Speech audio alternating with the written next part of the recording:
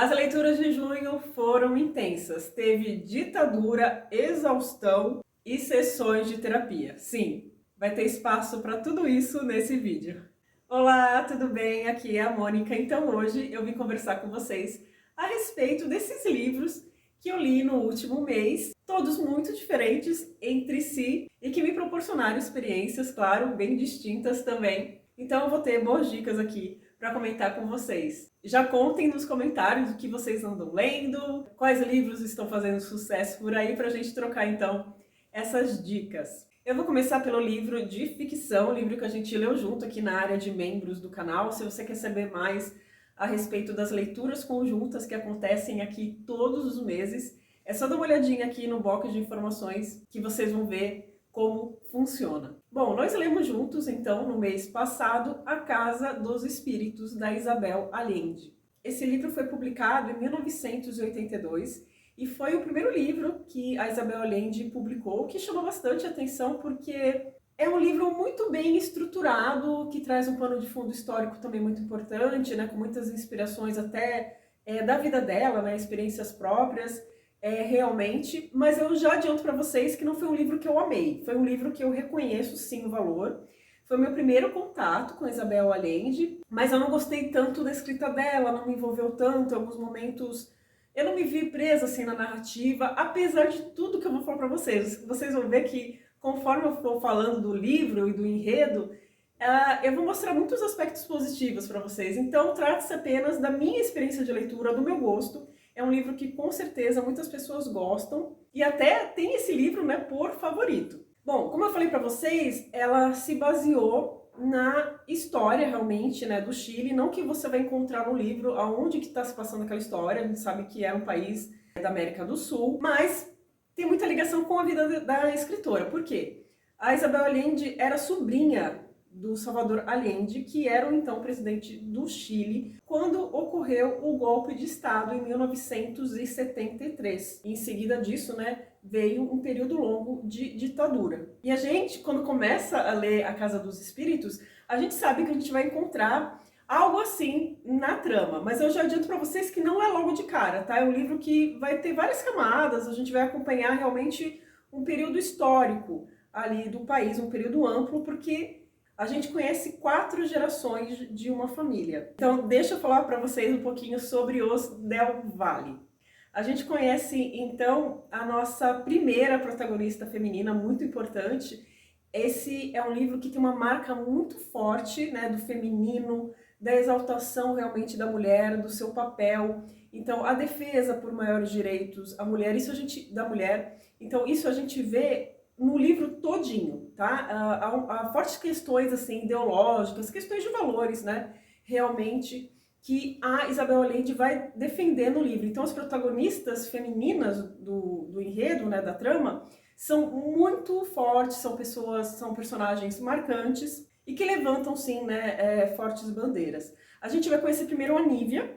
A Nívia tem uma filha chamada Clara, ela tem vários irmãos, mas ela é o grande destaque ali. A gente conhece a Clara ainda criança, e a gente vê que a Clara é uma criança diferente, que a Clara tem todo um poder ali mediúnico, né? Então tem esse lado, né, do realismo mágico, que a gente escuta muito falar em alguns livros da literatura latino-americana, que é algo para mim desconhecido, né? Eu acho que o mais famoso é 100 Anos de Solidão, e esse é um livro, gente, eu sempre conto essa história para vocês. Eu comecei a ler 100 Anos de Solidão, eu tinha pegado emprestado, e aí eu parei de ler. Aconteceu alguma coisa, não lembro, e aí eu retomei a leitura e eu me perdi, porque eu não tinha anotado nome de personagens, nada disso. E aí, como eu vi que eu ia ter que voltar tudo pra me inteirar de novo daquela história, eu decidi devolver o livro, porque eu já estava com o livro há algum tempo, então eu falei, não, vou devolver, e ficou por isso mesmo. Não foi um livro que me encantou, não estava, né, totalmente envolvida ali naquela história, e nunca mais peguei para ler. Mas caso você já tenha lido 100 Anos de Solidão, você vai ver, pelo que as pessoas comentaram comigo no nosso grupo de leitura, que a Isabel Allende se inspirou muito também nesse livro. Então você vai conseguir traçar paralelos, tá? Então a Casa dos Espíritos vai trazer esses elementos. A Clara, ela tem alguns poderes, então a gente vê de início já uma telecinese. Em vários momentos a gente vê também, né, Clara evidente, então ela tem essa coisa de ter premonições, né, realmente. E ela é uma personagem muito marcante. Para mim, ela foi a mais marcante do livro, tá? Mas claro que isso é muito pessoal. A Clara, ela tem um forte mundo interior devido a essas questões, né, espirituais. Então, às vezes, ela tá meio que desconectada realmente, né, com o que tá ali à sua volta. Mas, por outro lado, a gente vai ver no decorrer dessa história que ela é uma mulher que se importa muito com o próximo, que ela tem alguns valores bem importantes quanto a questões sociais, ela tem um olhar para o outro, para as pessoas que mais precisam. E aí o livro vai seguir, isso é bem no comecinho do livro, isso que eu tô contando para vocês. E em um momento, né, isso também é bem no começo do livro, um homem, não vou falar o nome dele para não, de repente alguém implica com spoiler, eu vou deixar em aberto.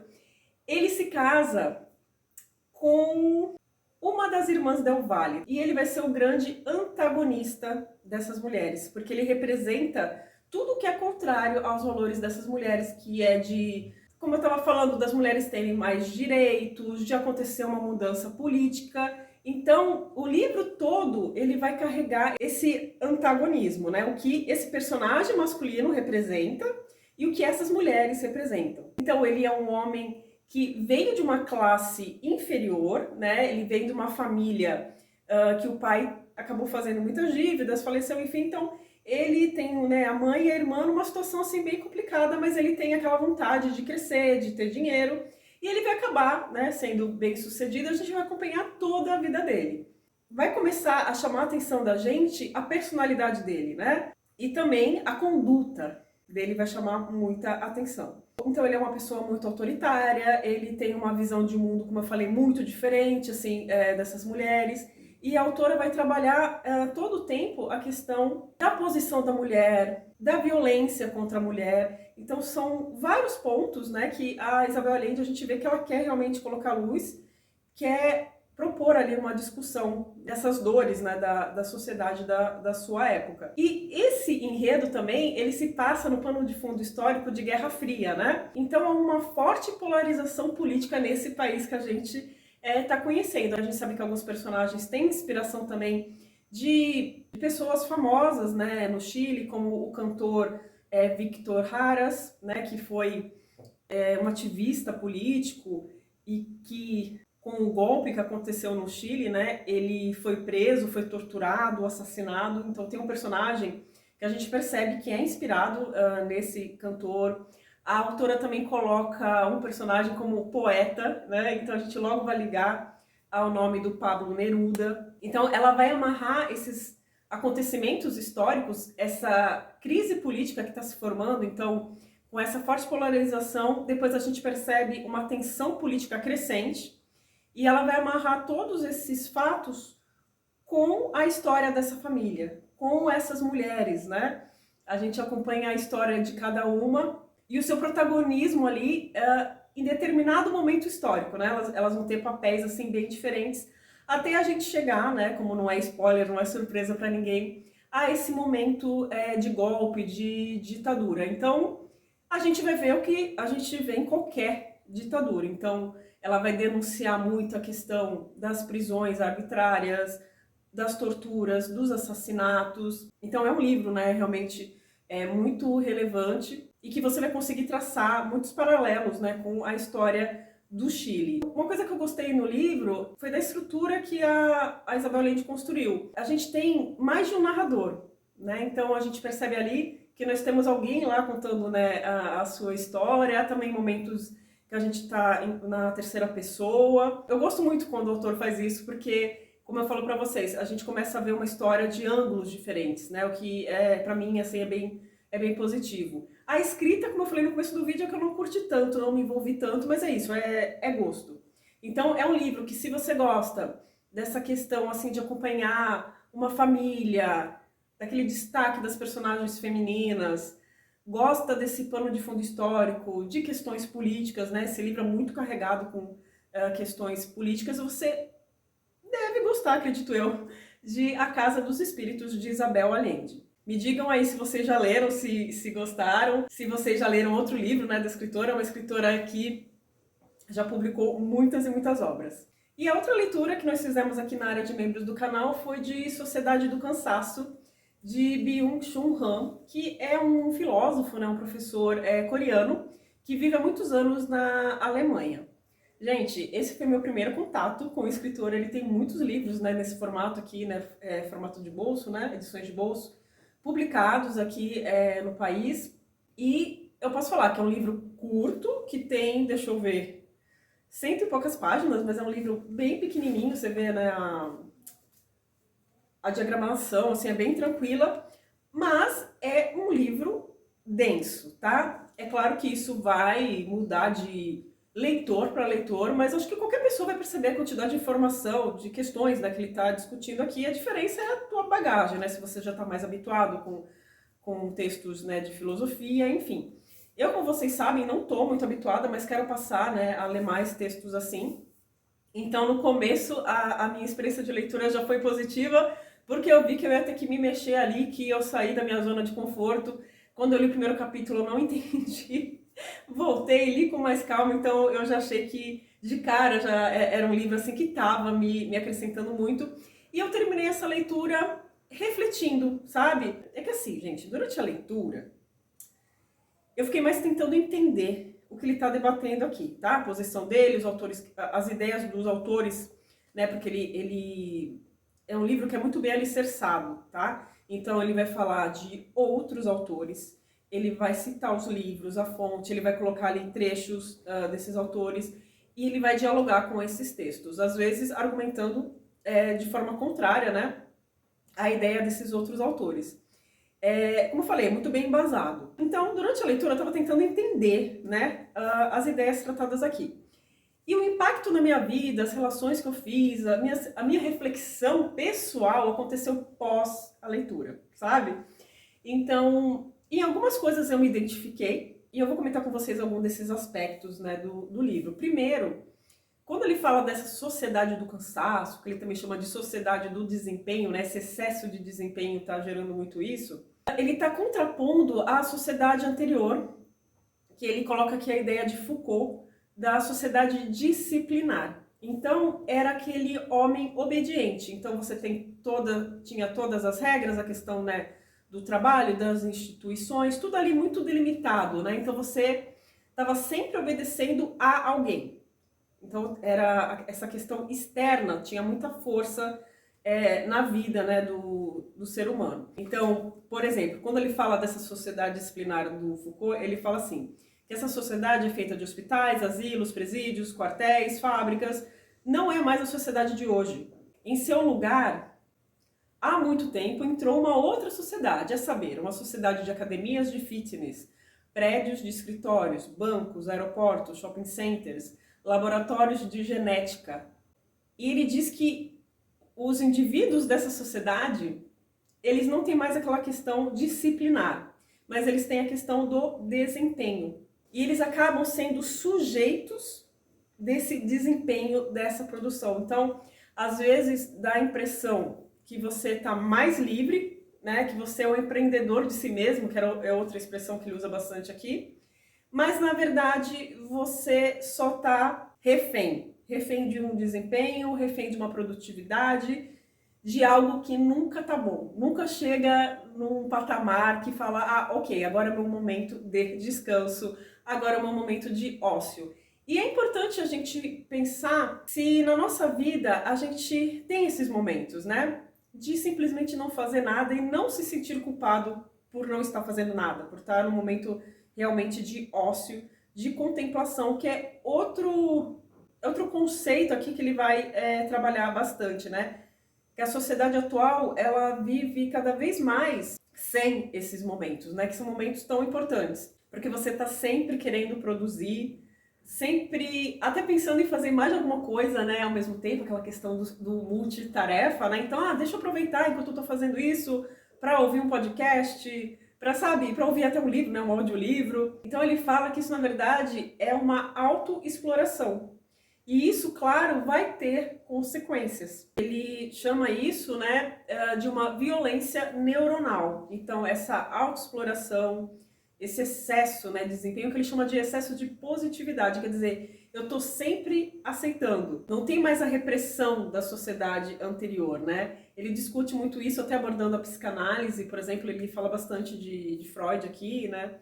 para discutir essas diferenças, né, da sociedade que ele chama, né, de sociedade do desempenho para essa sociedade disciplinar, e ele fala muito que há um excesso, e esse excesso gera vários transtornos. Então é um livro que fala muito também de saúde mental.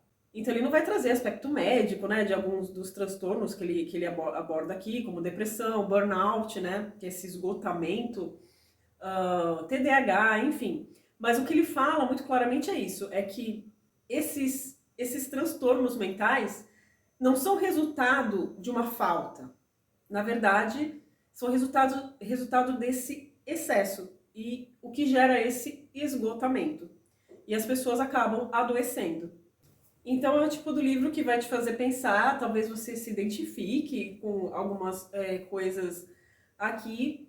O que eu fiquei questionando muito foi essa parte da contemplação, porque eu, por natureza, eu teria esses momentos de contemplação, de ócio, numa boa, sabe?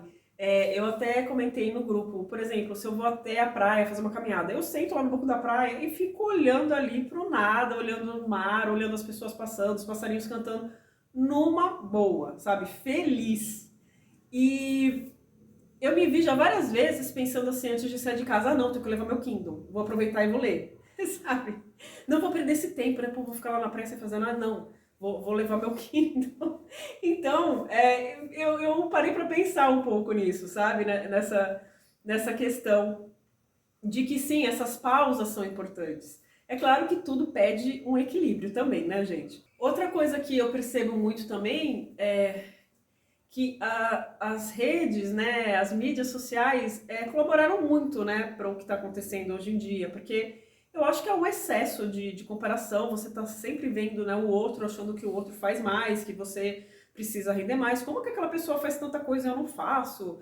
E na verdade a gente está vendo, né, parte da vida da pessoa, uma parte muito pequena da vida daquela pessoa, a gente não sabe o que se passa na vida da pessoa, então trazendo aqui para o nosso mundo, né, para nossa bolha literária, essa coisa de a gente ficar se comparando, porque eu tô lendo pouco, porque aquela pessoa lê tantos livros e eu só tô lendo um. Então, assim, se a gente não tomar cuidado, a gente entra nessa questão de ficar se comparando o tempo todo e de ficar se cobrando e isso chegar realmente num vazio muito grande, num esgotamento, porque a gente não dá conta, né? Então, eu acho que traz muito à tona essa questão também da gente se perceber, da gente se observar, não de se culpar, mas de se observar. Então, eu sempre gosto de fazer isso e é um livro que reforçou, sabe? De eu perceber assim, opa, Mônica, você tá indo por um caminho que não é legal. Você tá se comparando, não tem nada a ver com o que você tá comparando, sabe? Veja o que é melhor para você, na sua rotina e trazer um equilíbrio, sabe? Eu sempre acho que o equilíbrio faz com que a gente tenha mais saúde mental, né? Que é o que tá faltando aqui. Então, sim, de ser produtiva, porque eu acho que a produtividade te dá um aspecto muito positivo de você se vê de uma forma melhor, né? Tipo, que bom, eu consegui fazer. Te traz um status legal, de mentalidade, eu digo, sabe? Mas isso tem que ter também limite, senão vai acabar te esgotando. Então, por isso que eu acho que encontrar esse equilíbrio, né, entre você produzir, você se organizar, mas de você também ter esses momentos mais contemplativos, né, que ele fala aqui bastante. Gente, esse livro tem muita coisa, é um livro curtinho, mas eu podia ficar falando aqui, tinha muito mais coisa aqui para falar. Ele cita vários autores, Nietzsche, por exemplo. Então, se você ficou curioso com alguma coisa que eu falei, com certeza vale a pena ler. Uma coisa que eu acho que vale a pena falar é que esse livro, quando você começa, pode ser que te cause uma estranheza, como eu te falei do primeiro capítulo, sabe? Mas continua. Eu li o primeiro capítulo 2 vezes, né? E aí eu fui continuando e o livro foi ficando mais palatável. Então vale a pena você continuar. Claro que às vezes não é momento da leitura, né? Mas eu tô dizendo que pode ser que à primeira vista, se a primeira leitura seja um livro que você fala assim, o que é isso? Não sei se eu vou ler, sabe? Não é muito fluido o que eu quero dizer isso, né? O primeiro capítulo não é tão fluido assim, mas depois eu acho que a gente vai entendendo melhor, né? Ele vai explicando melhor, fazendo mais relações. Ele trabalha várias vezes o mesmo conceito aqui, tá, gente? Várias vezes. Então, você termina a leitura falando, ok, entendi. E aí você faz aí as suas reflexões. Vamos finalizar esse vídeo, gente, com esse livro aqui que eu peguei para ler por causa da minha psicóloga. Eu voltei a fazer terapia há pouco tempo. E ela sabe que eu gosto muito, né, de psicologia, enfim. E ela falou, Mônica, você vai adorar o livro, talvez você deva conversar com alguém da Lori Gottlieb. E aí eu não tive dúvidas, né, e comprei o livro. Esse livro, pra mim, teve um aspecto de conforto muito grande. Era o livro, assim, que eu ficava esperando pra ler. Eu pegava esse livro à noite, porque à noite eu já não tô prestando muita atenção, né, a minha atenção cai bastante, assim, no final do dia. Então eu gosto de ler livros mais fáceis, né, esse aqui foi o meu escolhido. E aqui é o seguinte, a Lori Gottlieb, ela é uma psicóloga. Só que a história dela é muito interessante. Então aqui a gente vai saber a história dela, tanto é que o subtítulo é assim: uma terapeuta, o terapeuta dela e a vida de todos nós. Então a gente vai saber sobre a vida dela, tá? E é diferente porque ela trabalhou, por exemplo, no meio audiovisual antes de trabalhar como terapeuta. Ela fala que ela teve no começo de duas séries famosíssimas nos anos 90, que foi Plantão Médico e Friends. E ela ficou um tempo trabalhando, né, na televisão, e depois ela acabou entrando na faculdade de medicina. Acabou não concluindo o curso, ainda ficou um tempo na faculdade de medicina, acabou não concluindo o curso, e aí só depois disso ela foi fazer, né, psicologia. Então a gente sabe um pouco da vida dela, só que a gente vê a Lori Gottlieb também como uma paciente, porque ela vai procurar terapia logo no começo desse livro, porque ela está passando por um término, né, de relacionamento bem traumático, e ela vê que é o momento dela entender melhor aquela situação, as reações que ela está tendo, enfim. Então é um livro que humaniza muito, né, o terapeuta. Isso é meio que óbvio, né, que é um ser humano que está ali, mas às vezes eu acho que algumas pessoas podem cobrar demais, né? Essa figura do terapeuta, né? Como ele não pudesse ter problemas emocionais, como ele não pudesse passar por um momento que as emoções ali acabam excedendo um pouco, enfim. E a gente vai saber, claro, também de alguns pacientes dela, né? A gente vai acompanhar aqui alguns casos. Então, nessa parte, gente, eu confesso para vocês que esse livro me emocionou. Não é que é um livro pesado, tá? Esse é um livro leve, mas tem episódios tristes aqui. É isso que eu quero dizer, tá? E que eu fiquei. Claro que você fica pensativa, fica triste, mas né, é a vida. Então, há algumas questões aqui que são trabalhadas, né? Luto, realmente esse processo, né, de fim da vida.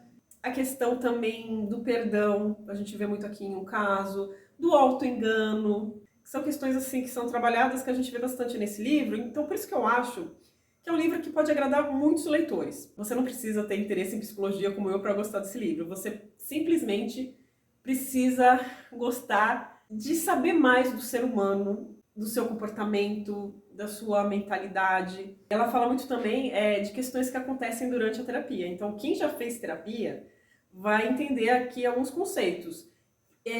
Identificar, lembrar, mas assim, quem nunca fez terapia vai conhecer, né, esse outro lado, assim, como é, mais ou menos, vai imaginar, né, mais ou menos. É claro que eu falo assim, que terapia é um espaço, assim, bem interessante, mas varia tanto, né, varia muito da abordagem do psicólogo, o psicólogo em si, né, então é muito difícil você falar, terapia é assim, né? Acho que vale muito a pena a pessoa, se ela estiver sentindo que há necessidade ali da pessoa ir atrás e conhecer. Uma coisa que eu acho útil falar pra vocês, e eu percebi isso muito, assim, fazendo terapia, né?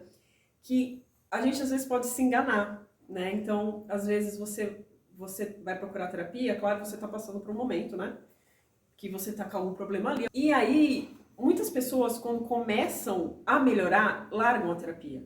Porque, claro, gente, é um gasto. Às vezes, ali nas prioridades que a gente coloca na vida, a gente acaba, não, tudo bem, né, vou parar. Então, ela fala que pode parecer um contrassenso, mas a terapia funciona melhor quando a pessoa começa a melhorar. Quando se sente menos deprimida ou ansiosa, ou quando a crise já passou. Então, elas passam a ser menos reativas, mais presentes, mais capazes de participar do trabalho. Infelizmente, às vezes as pessoas vão embora, assim que seus sintomas são suspensos, sem saber ou talvez percebendo bem demais que o trabalho está apenas começando e que ficar exigirá que trabalhem ainda com mais afinco. É que às vezes é muito desconfortável, né, gente? Mas é nesses momentos que a gente tem mais chance, né, realmente de crescer. Enfim, gente, um livro que eu gostei bastante, foi um respiro pra mim, né? Um livro diferente do que eu costumo ler. Então, eu acho que de vez em quando aí eu vou aparecer com uns livros assim mais ou menos nessa linha de comportamento humano. Espero que vocês gostem também desse assunto. Essas foram as minhas leituras, vamos ver o que Júlio vai trazer por aí. Quero agradecer muito aos membros do canal por lerem comigo. Esse mês a gente já tá lendo É Isto um Homem, de Primo Levi. E vamos começar Stoner, de John Williams. Leituras que eu acredito, né, que serão bem marcantes. E, claro, quero agradecer você também por ter assistido esse vídeo até aqui. Eu te espero num próximo aqui no canal. Até lá. Tchau, tchau.